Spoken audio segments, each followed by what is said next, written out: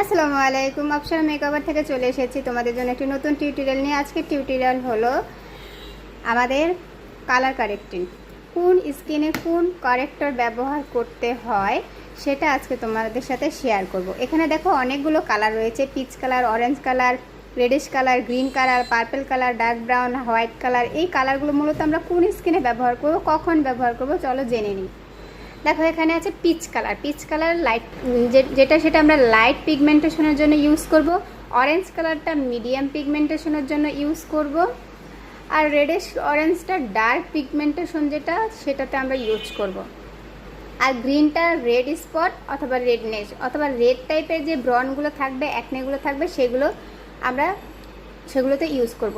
Purple কালারটা মূলত pimple with pass and reddish haldi tone. হ্যাঁ, পার্পল কালারটা আমরা মূলত ইউজ করব যেটাতে পিম্পল